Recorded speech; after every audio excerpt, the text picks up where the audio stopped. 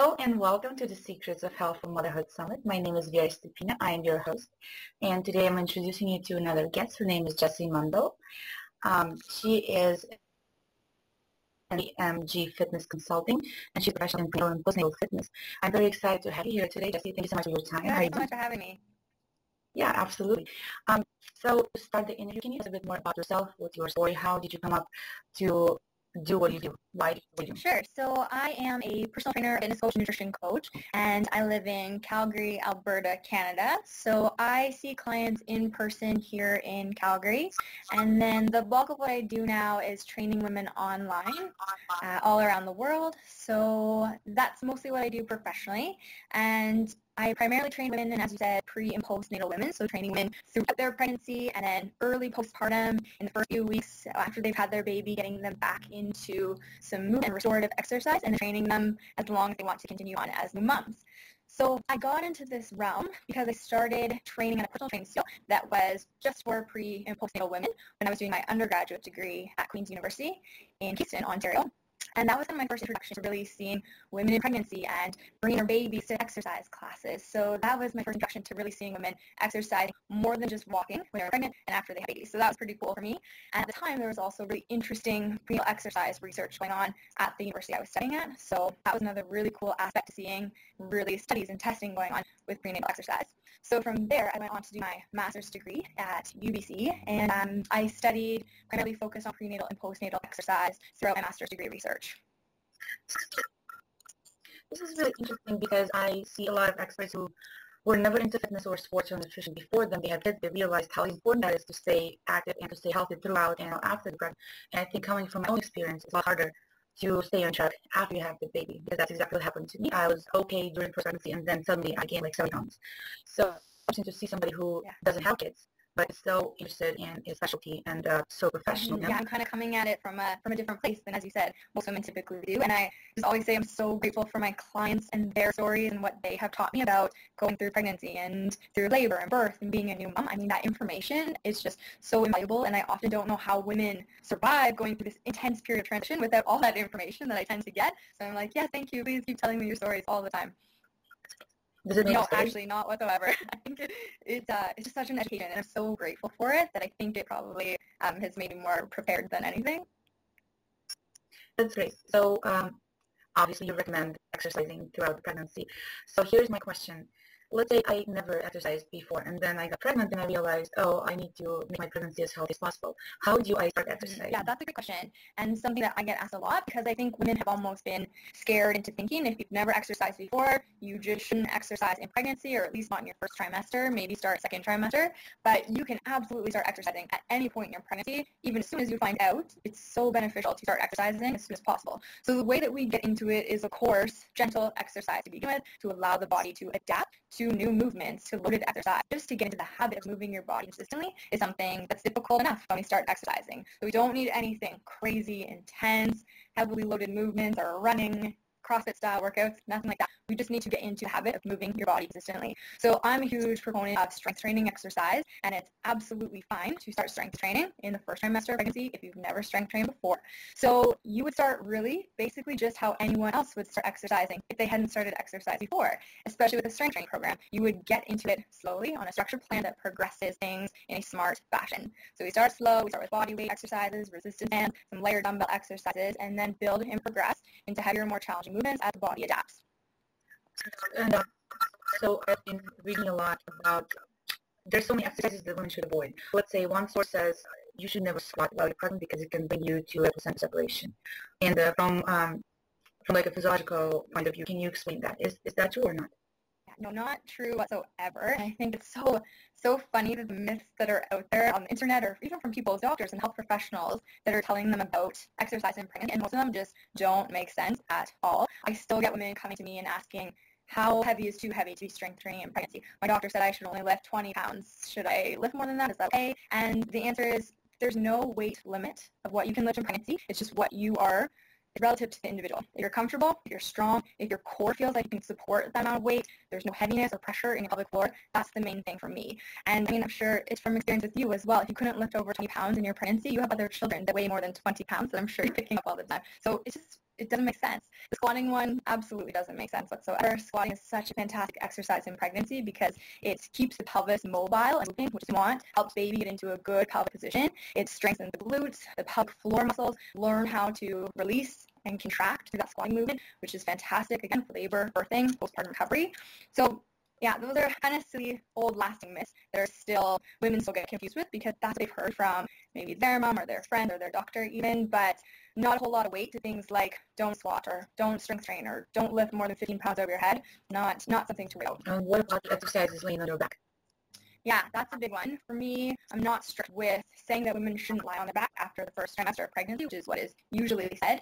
So that being said, many of my clients are absolutely comfortable exercising the back right up until the end of pregnancy. For some, it's a really comfortable position. For other women, it's not a comfortable position. They feel a little bit dizzy or lightheaded, so we don't put them in that position. But if they are comfortable, we definitely will do some exercises supine, lying on the back, such as bridges or some other core exercises lying on the back. The key here is we don't want to be here for too long, so not more than, say, a minute at a time. And if you have a couple of exercises on the back to do, I would just have them roll to one side, roll to the other side, maybe sit up, and then come back down into that position. And then I wouldn't have them do heavily loaded exercises, so exercises with weight, say a dumbbell chest press from flat on their back if they're further into mid or later pregnancy. So unloaded exercises, if you feel good, you can breathe well, should totally be fine. Is lifting weights over your head, and I read that it's no. Why do you say it's okay to do that exercise? Yeah, absolutely okay to do those exercises. And if you can move well through that range of motion, that's the first thing. We have shoulder and upper back mobility that allows that movement to happen. If you don't feel heaviness or pressure in the pelvic floor, so you don't feel like you're going to pee your pants, you don't feel like your baby is going to drop out of you, those kinds of feelings. So if you feel like you can maintain good alignment, get into that movement well, and that you feel like your body is supporting you well through that overhead press, there's no reason. So I feel, and I know from my background, from my experience with pregnancy and postpartum, as long as your core is strong enough, it's pretty much like any exercise, because if your core is weak, you will not be able to perform any of the overhead exercises, or even some squats are sometimes hard. What would you recommend to do as a core strengthening exercise besides, like for crunches? Or, there are a ton of exercises that strengthen your core without actually, working on the core. Definitely. When we think of core or abdominal exercises, our brain go to crunches, sit-ups, those types of things. So yeah, for me, I don't use crunches or sit-ups with any clients, especially in pregnancy and postpartum, as it just puts too much stress on the abdominal wall. So we want to avoid a ton of that bulging and pressure through the abdominal wall, the linea alba. So we don't want to do those. And it also just places too much pressure downwards on the pelvic organs in that kind of crunching exercise. So we avoid those.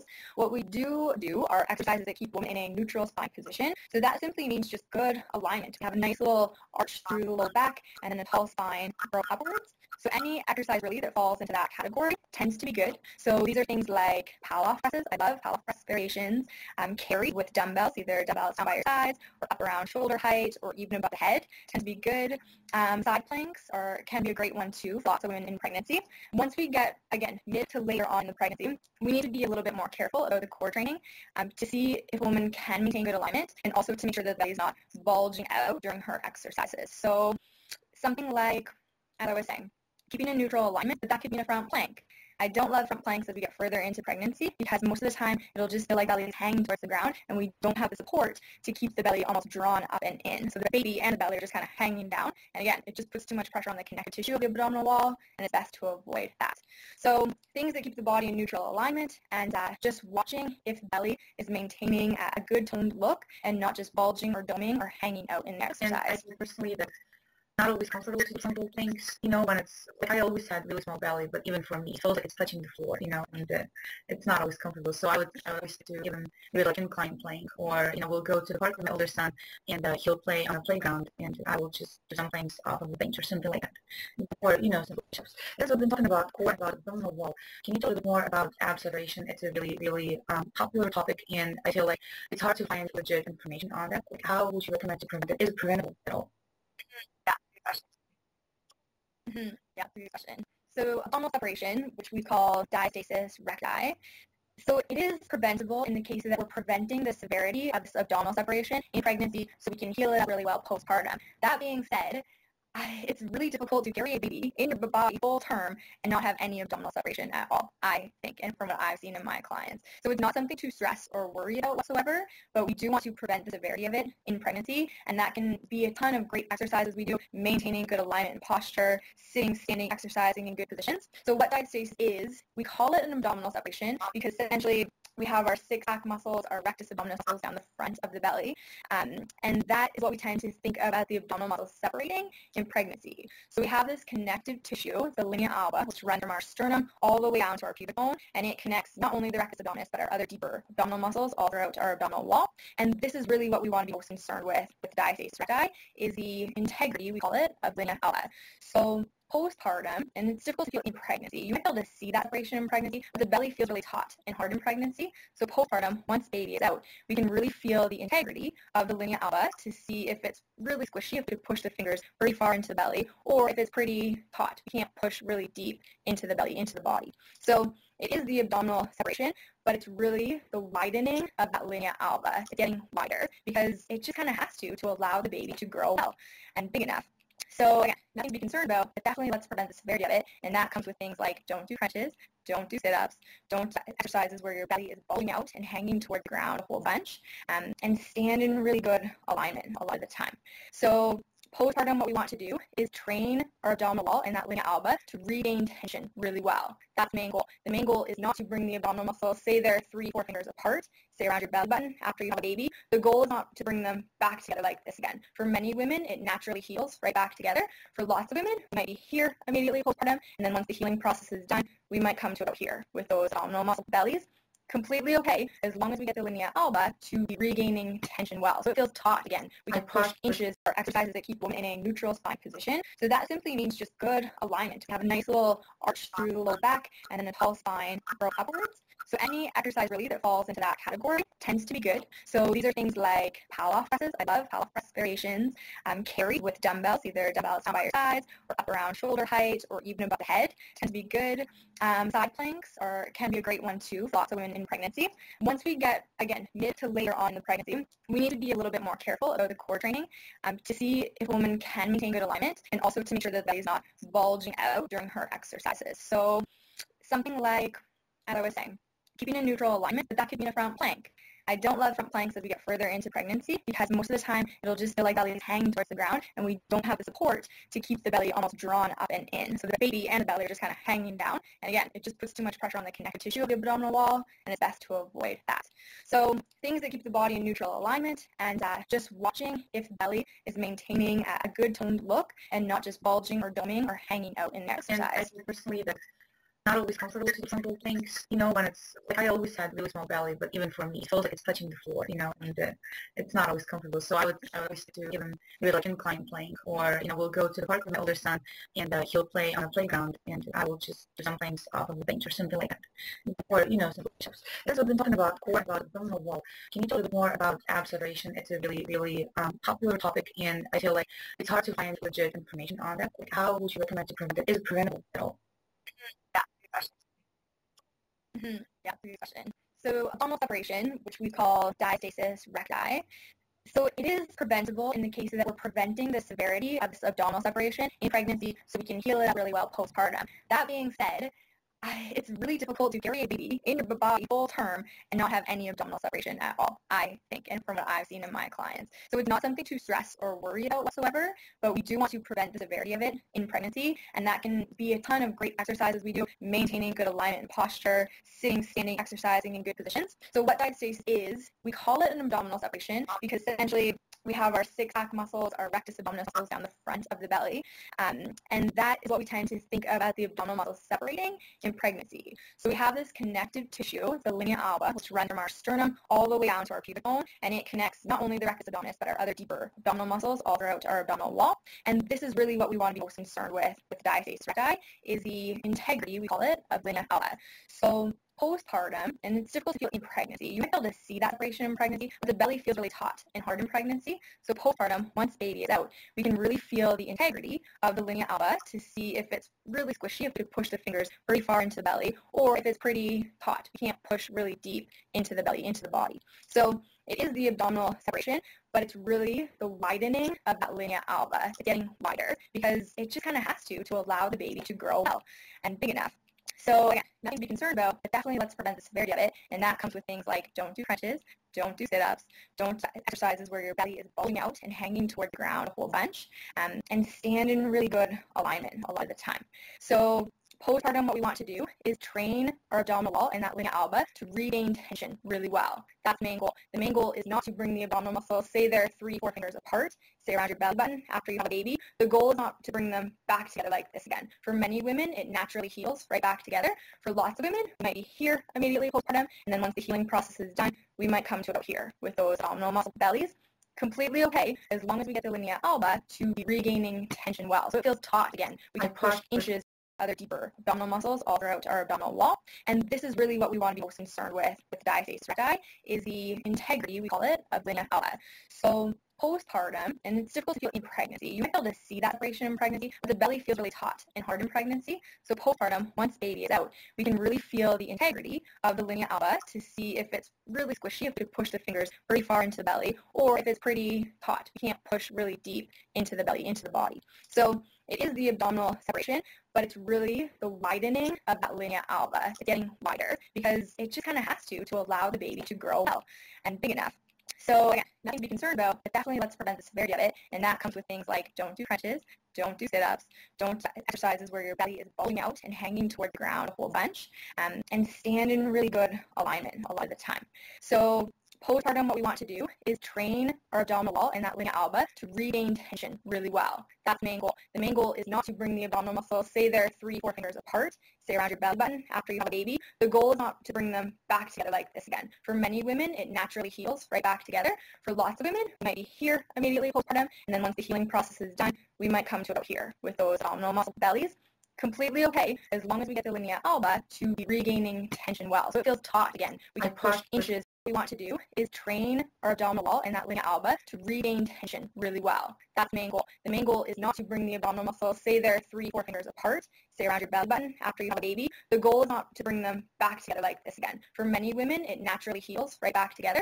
For lots of women, it might be here immediately postpartum, and then once the healing process is done, we might come to about here with those abdominal muscle bellies. Completely okay as long as we get the linea alba to be regaining tension well. So it feels taut again. We can push inches.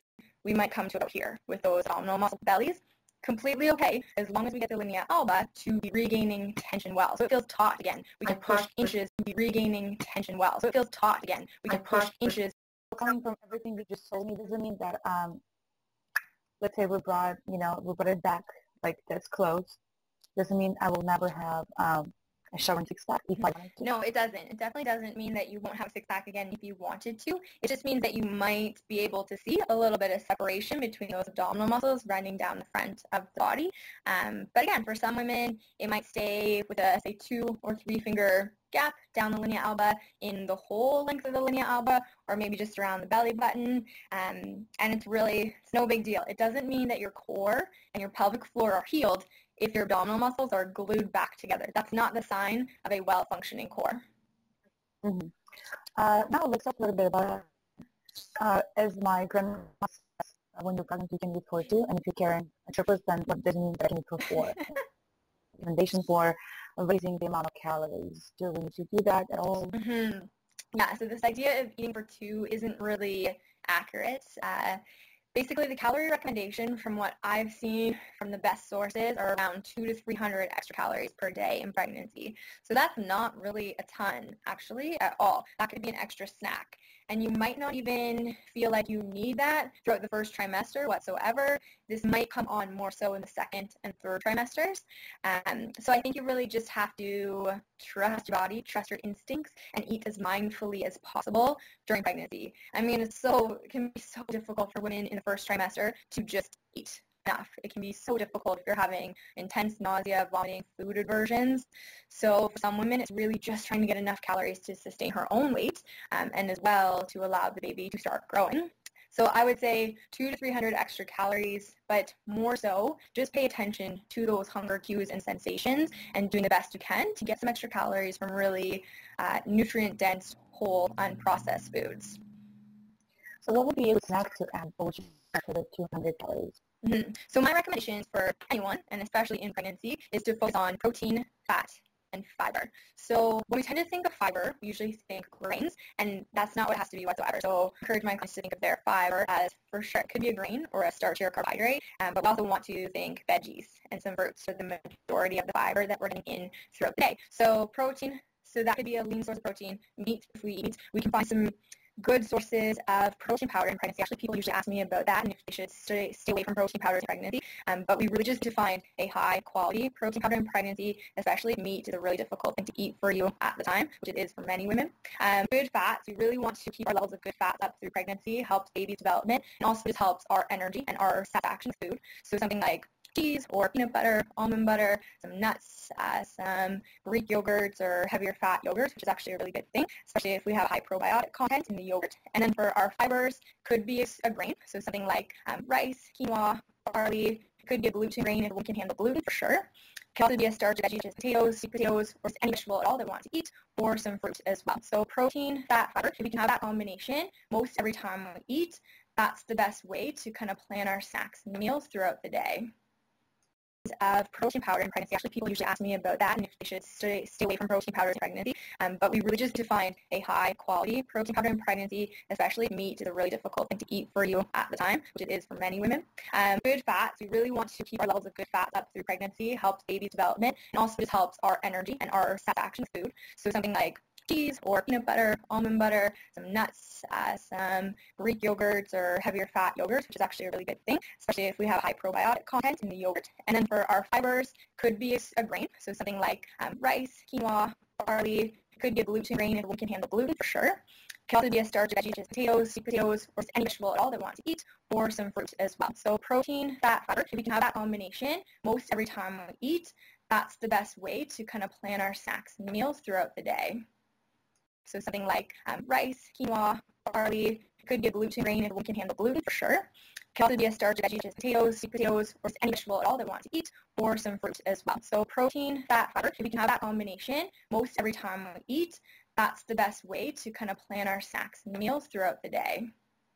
Fiber, if we can have that combination most every time we eat, that's the best way to kind of plan our snacks and meals throughout the day. So let's continue talking about nutrition. I think nutrition is one of the most important topics when it comes to pregnancy because, as you know, we just talked about having extra calories, which are absolutely not necessary.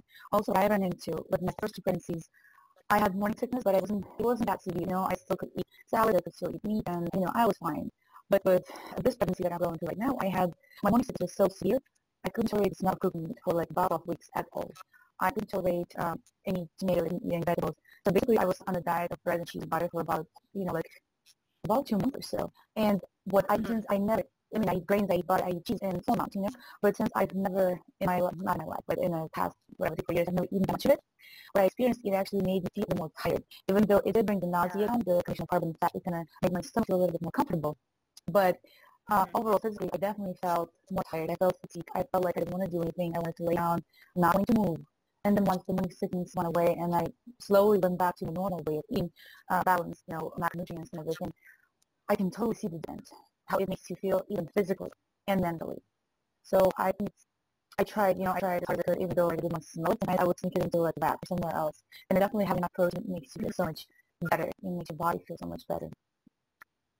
That's so true. And that's such a tricky time when you feel such intense food aversions like that. I mean, you know as a fitness and health professional, you know what is best for you to be eating for yourself personally, for energy and maintenance of your muscle mass, all of that, but also for the baby, you know what's best as well. But sometimes it's really just that terrible that you cannot even think about touching a vegetable or protein sources or meat whatsoever. So sometimes you just have to do the best you can to get through that period and then just pray and hope that it's going to pass by and you'll be able to get back to your usual as soon as possible. Because it just stays throughout the whole pregnancy, and I feel really bad for those women, and I hope, they survive, and it's not easy.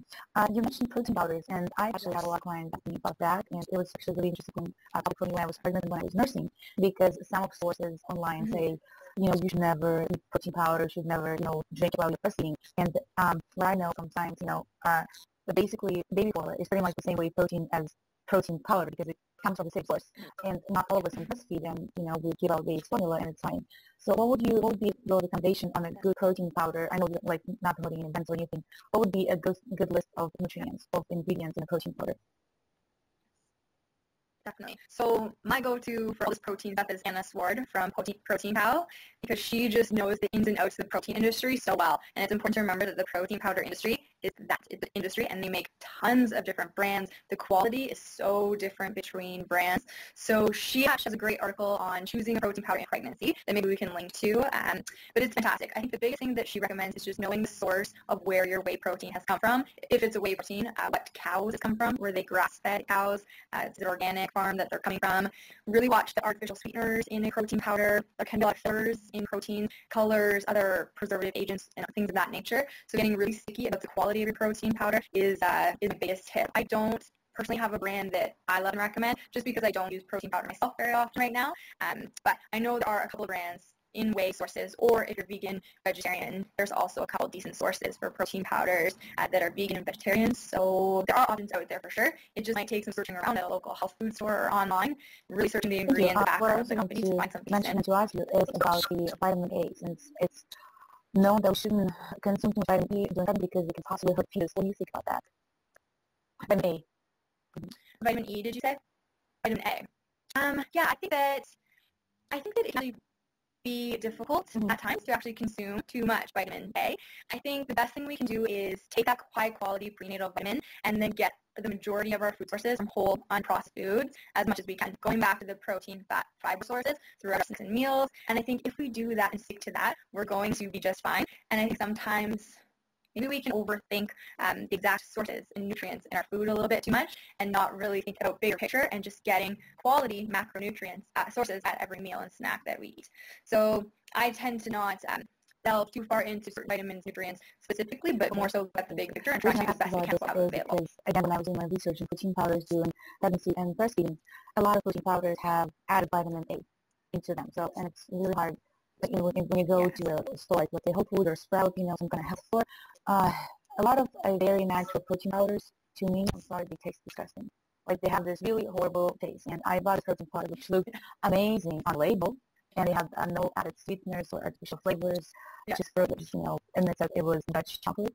I tasted it, and I mean, it still says my bench, and I can't even use it in cooking because it just makes the food taste disgusting too. So, I think it's always good to, if you can go and for a sample, that would be a great idea. But they're not exactly cheap. Or, some protein powders go over $20 for a whole, bucket. And why would you need a pound bucket if it tastes crappy? Why would you want to drink that?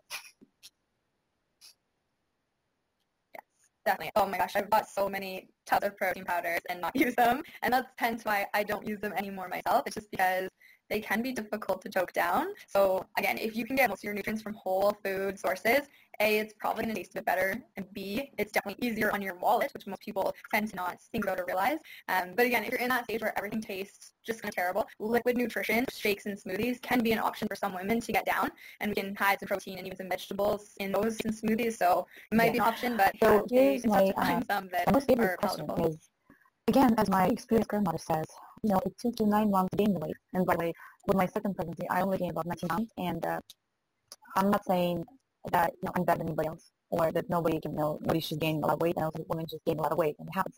But I naturally lost it pretty quick because most of it was baby weight. I really took care of myself. I ate well. I exercised. I was active. So I would say I was stuck with maybe 2-3 extra pounds, but then it went away after 2-3 months exercising and just taking care of myself again. Do you think it's true that it's going to take 9 months to lose the baby weight, and how do you think about that? Yeah, I think that it can take longer. It's just so dependent on the body. And like you said, how we care for it in pregnancy and postpartum. There's so many things happening, especially to our hormones in pregnancy and postpartum, that absolutely weight can stay on the body for a long time. And like I was saying, it can stick around far longer than 9 months, especially if a woman is breastfeeding. Some women do not lose weight while they're breastfeeding because of levels of hormone fluctuation. Dr. Larson has wrote some really incredible information on why you might not be losing fat while breastfeeding. So that's a great source to go to if you're feeling in that stage, not really understanding why the weight weight's not falling off and everyone told you it would. So it can, it's so different for individual women. Like you said, for some, 3 months postpartum, and their weight and their body shape might be exactly what it was pre-pregnancy. For some women, it can just take time. So very difficult. I think in your situation, it's a really important note that if we gain more moderate amounts of weight in pregnancy, it likely will be easier for the body to kind of rebound, let's say, back to its more normal state. And again, it's such a good note about taking care of yourself in pregnancy, and especially postpartum too, trying to eat, again, whole nutrient-dense foods to help your body heal and recover. That's the best we can do. But again, if the weight hangs on for longer than no months, no need to worry. Just control what you can control, which is your food, and I think stress, aspect that is really important, exercise, and a lot of stuff, mothers, all you can especially really mothers, when you just have a first baby, it's kind of hard to adjust in the beginning because your hips may never go back to the state they used to be. And for me, it was a little bit hard. I mean, again, I'm kind of lucky, but I never had stretch marks, so my belly was, belly was small. It wasn't that big. I have a long torso, so that made my belly look a little bit smaller. But still, I got some loose skin, and I think no matter how much you exercise, how much you take care of yourself, some of the mistake. And it took me a little while to adjust to understand that, it doesn't make me a different person. It doesn't make me a better person or a person who is worse than somebody else. So I think it's very important to understand that, being a mother and being able to carry the baby for however long you were able to carry the baby and give birth to the baby, however you did that as well, there's no better way. And it's always good to do as much as you can. And of course, always strive for the best, but never underestimate yourself. And, a lot of my friends, a lot of my clients, they don't give themselves enough credit for, being strong and for putting so much effort.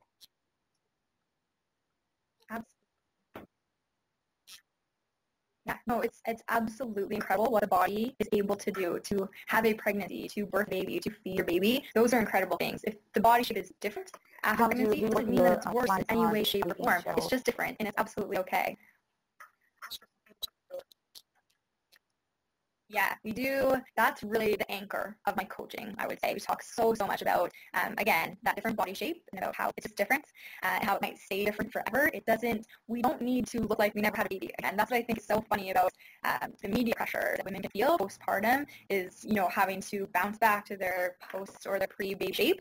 It's madness, really, truly, it is. Your body has changed, and it's just as perfect as it was. So I think if we can really find the magnificence and power and beauty in the postpartum body, that for me, I agree with everyone that you said, and it took me a while to realize that, and it took me a while to reach that level of thought I never had before. And I know it's pretty hard for a lot of us, especially with society kind of telling us what we should look like, what we should do, and what way it's we're supposed to go, and how much as a mother we're supposed to get done. And I think it's different, and it's individual for everybody, and you should never kind of look at anybody else. As much as you look at the Instagram newsfeed and women with incredible abs, and she has 6 kids and she has 6 pack, and what I always try to say, what I always like to say, absolutely doesn't mean that I have the same goal for myself, or I might, and that's okay too. Yeah, just thank you so much for your expertise and so much for your advice, and I hope that we help someone to understand a little bit more about prenatal, postnatal exercise, nutrition, and a lot in general. Thank you so much for making time. Again, this was Jessie Mundell, and there's a link to her website, to her fitness consulting and email that you just received this morning. If you want to learn more about her, go ahead, check it out. And my name is Vera, Stepina, and I hope to see you guys again soon. Thank you. And postpartum, that absolutely weight can stay on the body for a long time. And like I was saying, it can stick around far longer than 9 months, especially if a woman is breastfeeding. Some women do not lose weight while they're breastfeeding because of levels of hormone fluctuation. Dr. Larson has wrote some really incredible information on why you might not be losing fat while breastfeeding. So that's a great source to go to if you're feeling in that stage, not really understanding why the weight's not falling off and everyone told you it would. So it's so different for individual women. Like you said, for some, 3 months postpartum, and their weight and their body shape might be exactly what it was pre-pregnancy. For some women, it can just take time. So very difficult. I think in your situation, it's a really important note that if we gain more moderate amounts of weight in pregnancy, it likely will be easier for the body to kind of rebound, let's say, back to its more normal state. And again, it's such a good note about taking care of yourself in pregnancy, and especially postpartum too, trying to eat, again, whole nutrient-dense foods to help your body heal and recover. That's the best we can do. But again, if the weight hangs on for longer than no months, no need to worry. Just control what you can control, which is your food, and I think stress, aspect that is really important, exercise, and a lot of mothers, especially mothers, when you just have a first baby, it's kind of hard to adjust in the beginning because your hips may never go back to the state they used to be. And for me, it was a little bit hard. I mean, again, I'm kind of lucky, but I never had stretch marks, so my belly was, belly was small. It wasn't that big. I have a long torso, so that made my belly look a little bit smaller. But still, I got some loose skin, and I think no matter how much you exercise, how much you take care of yourself, some of the mistake. And it took me a little while to adjust to understand that, it doesn't make me a different person. It doesn't make me a better person or a person who is worse than somebody else.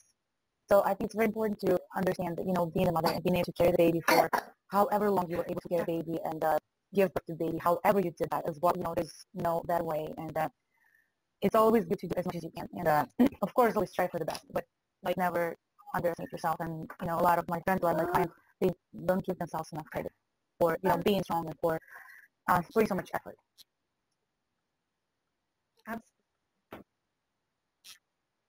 Yeah, no, it's absolutely incredible what a body is able to do, to have a pregnancy, to birth a baby, to feed your baby. Those are incredible things. If the body shape is different after pregnancy, it doesn't mean that it's worse in any way, shape, or form. It's just different, and it's absolutely okay. Yeah, we do. That's really the anchor of my coaching, I would say. We talk so much about, again, that different body shape and about how it's just different and how it might stay different forever. We don't need to look like we never had a baby again. That's what I think is so funny about the media pressure that women can feel postpartum is, having to bounce back to their post or their pre-baby shape. It's madness, really, truly, it is. Your body has changed, and it's just as perfect as it was. So I think if we can really find the magnificence and power and beauty in the postpartum body, that for me, I agree with everyone do that, and it took me a while to realize that, and it took me a while to reach that level of self I never had before.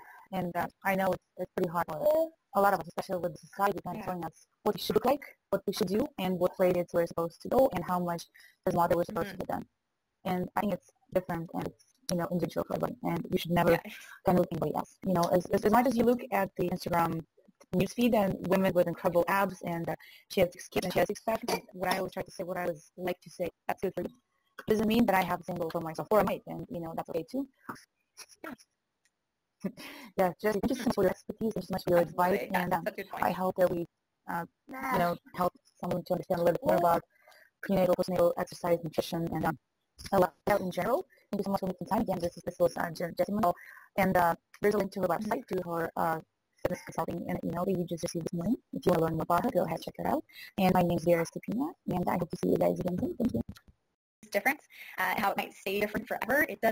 We don't need to look like we never had a baby again. That's what I think is so funny about the media pressure that women can feel postpartum is, having to bounce back to their post or their pre-baby shape. It's madness, really, truly, it is. Your body has changed, and it's just as perfect as it was. So I think if we can really find the magnificence and power and beauty in the postpartum body, that for me, I agree with everyone do that, and it took me a while to realize that, and it took me a while to reach that level of self I never had before. And I know it's pretty hard for a lot of us, especially with society kind of telling us what we should look like, what we should do, and what way it's we're supposed to go, and how much as mother we're supposed to get done. And I think it's different, and it's individual for everybody, and you should never kind of look anybody else. As much as you look at the Instagram newsfeed and women with incredible abs and she has 6 kids and she has 6 pack, what I always try to say, what I always like to say, that's good for you. It doesn't mean that I have the same goal for myself, or I might, and that's okay too.